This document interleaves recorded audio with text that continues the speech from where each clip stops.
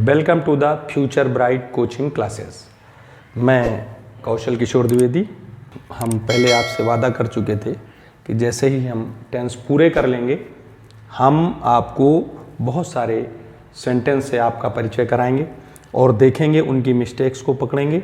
अभी हम सीधे सीधे सेंटेंस में एरर्स को पकड़ने की कोशिश कर रहे हैं, लेकिन उसके बाद हम क्या करेंगे, इसको 4-5 पार्ट्स में ABCDE ऐसे करके डिवाइड करेंगे, क्योंकि कुछ एग्जामिनेशन में कुछ उसमें ABCD और ABCDE करके एरर्स आती हैं अलग अलग पार्ट्स में। उसके भी हम आपको प्रैक्टिस कराएंगे टेंसेस की। अभी हम इन लिखे हुए सेंटेंसेस में देखते हैं। ये सारे सेंटेंस ऐसे हैं जो कभी ना कभी किसी कॉम्पिटिटिव एग्ज़ाम में पूछे गए हैं। तो हम आज देखते हैं कि इनके एरर को, और हम उम्मीद करते हैं कि हमारे आपने टेंसेस पढ़े होंगे, उनमें से देखा होगा, तो आप उनके साथ जब आप कोशिश करेंगे और देखेंगे तो आप इन सब चीज़ों को पकड़ लेंगे। पहला सेंटेंस देखते हैं, he is owing A car. तो ये ओविंग एक ऐसी वर्ब है जिसको हम सिर्फ प्रेजेंट इंडिफिनिट टेंस में यूज़ करते हैं। तो इसके लिए ये यहाँ पे ये रॉन्ग है, इसकी जगह सिर्फ ओन्स होगा। और इसके साथ साथ हम और भी बहुत सी वर्ब्स हैं जिनको हम देखते हैं कि उन वर्ब्स में हम प्रायः उनको हम प्रोग्रेसिव टेंस में यूज़ नहीं करते हैं। उनका हम यूज़ सिर्फ हम करते हैं कि सी हुआ, टेक है, माइंड है, लव है, बिलोंग है, एटसेट्रा। इस टाइप की जो वर्ब्स हैं वो उनको हम कोशिश करते हैं सिंपल प्रेजेंट में रहें। तो ये यहाँ पे अगर ये अपना इनकरेक्ट है, इसकी जगह अपने को ऑन्स का, ये सिंगुलर नंबर है इसलिए ऑन्स का यूज़ करना पड़ेगा। यानी ये वर्ब ओविंग जो है ये प्रोग्रेसिव टेंस में यूज़ नहीं होता। कुछ वर्ब्स हमने आपको लिख कर दिखाई, और भी बहुत सारी हैं, लेकिन कुछ जो ज़्यादा आती हैं वही हमने बताई। इस टाइप की वर्ब्स में आप कोशिश करें कि इनको प्रोग्रेसिव टेंस में या कंटिन्यूअस टेंस में ना ले जाएं। Now we come to the second, it is about time she has cooked food. ये भी ध्यान रखिए, इस टाइप का भी सेंटेंस बहुत आता है। इसमें अगर इट इज़ टाइम आ जाए या इट इज़ हाई टाइम आ जाए, इट इज़ हाई टाइम आ जाए, तो आप ध्यान रखिए कि आपको वहां पर पास्ट इंडिफिनिट टेंस को प्रयोग करना है। क्या प्रयोग करना है? पास्ट इंडिफिनिट टेंस का।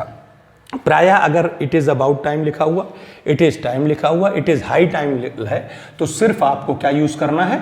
वर्ब की सेकेंड फॉर्म, सिर्फ वर्ब की सेकेंड फॉर्म का यूज़ करना। ध्यान रखिए, इस टाइप के भी सेंटेंस बहुत ज़्यादा पूछे जाते हैं और इसमें अक्सर अपने से मिस्टेक हो सकती है ना। इसलिए आप ध्यान रखिए, जब भी ये वर्ड्स इस टाइप के लिखे आ जाएं तो आप समझ जाइए कि आपको उसमें सिर्फ वर्ब की सेकेंड फॉर्म का यूज़ करना है। She has been teaching her sister since 3 months। इसका हमने आपको सिंस और फॉर का यूज़ बहुत अच्छे से बताया था, बहुत अच्छे से बताया था। तो आपको मालूम होना चाहिए कि she has been teaching her sister since 3। तो अगर टाइम इस तरीके से दिया है तो उसमें सिंस नहीं, अपने को फॉर का यूज़ करना है। सिंस और फॉर जब हम यूज़ बता रहे थे उसको आप बहुत ध्यान से अच्छे से पढ़ लीजिए। और हमने उसमें आपको वादा किया था, हमने आपसे प्रॉमिस किया था, आई प्रॉमिस्ड एट दैट टाइम कि when you read 1 or 2 times about the for or since you never need to learn about it। उसके बारे में फिर आपको कभी ज़रूरत नहीं पड़ेगी, आप इजीली उसको कर लेंगे। सिंस और फॉर के यूज को हमने इतने अच्छे तरीके से बताया था। अदरवाइज तो पॉइंट ऑफ टाइम था, ये पीरियड ऑफ टाइम था, जो समझ में कम आता, हमने उसको बिल्कुल बहुत विस्तार से बताया था, एक्सटेंटली बताया था।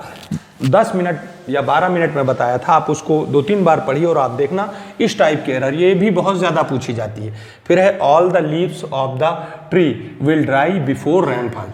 आप जब फ्यूचर परफेक्ट कंटिन्यूअस टेंस पढ़ रहे होंगे तो आपको मालूम है all the leaves of the tree will dry before rain will fall.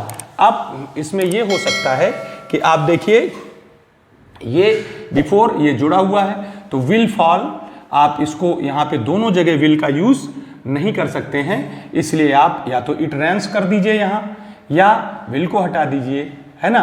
और रैन फॉल्स कर दीजिए, या इट रैंस भी कर सकते हैं, क्योंकि जब भी इसमें कोई दोनों तरफ आप फ्यूचर से बना नहीं सकते हैं। एक को आपको यहाँ चाहें तो विल हैव भी लगा सकते हैं, और वैसे तो अपनी जो एरर थी वो यहीं अपनी सॉल्व हो गई, इसलिए कोई ज़रूरत नहीं है। इफ़ आई वॉज यू, बहुत ध्यान से सुनिए, इफ़ आई वॉज यू, जब कभी भी आप कोई कोरी कल्पना कर रहे होते हैं, ऐसा इमेजिन कर रहे होते हैं जो इमेजिन आपका पूरा होने वाला नहीं है, तो इसके लिए हम इफ़ का यूज़ करते हैं। इसके अलावा हम वुड दैट का यूज़ करते हैं। उसके अलावा हम और भी कई ऐसी चीज़ें हैं जिनसे हम एक कल्पना को करते हैं, है ना। तो उसके समय आप हमेशा याद करिए सिर्फ एक ही वर्ब यूज़ की जाएगी, वर। कौन सी वर्ब यूज़ की जाएगी? Were. If I were you. तो जब कभी भी कोई भी इमेजिनेशन ऐसी जो पूरा होने वाली नहीं है ना, ऐसे आप करते हैं तो उसके साथ आप वॉज का नहीं वर का, और उसके बाद अगर मान लीजिए मेन वर्ब आती है कोई, तो फिर हम हैड का यूज़ करते हैं थर्ड फॉर्म का। अभी चूंकि अपना ये मतलब था, इसलिए आप समझ लीजिए कि जब भी आप इस तरीके की कोई विश है जो पूरी नहीं होने वाली है, ऐसी कल्पना करते हैं, ऐसा सोचते हैं, तो आपको हमेशा वर का यूज़ करना होगा। सब्जेक्ट चाहे सिंगुलर हो या प्लूरल हो, जो भी हो, वर का ही यूज़ करना। To and to always made for. याद करिए जब प्रेजेंट इंडिफिनिट हमने पढ़ाया था तो उसमें हैबिचुअल एक्शन बताई गई थी। उसके साथ हमने ये भी कहा था कि जो चीज़ सत्य है, यूनिवर्सल ट्रूथ है, जो वो सिर्फ वो उस चीज़ को भी हम ज़्यादातर उस चीज़ को भी हम सिर्फ प्रेजेंट टेंस से बताते हैं, इसलिए मेड नहीं, टू एंड टू ये हो जाएगा मेक फोर।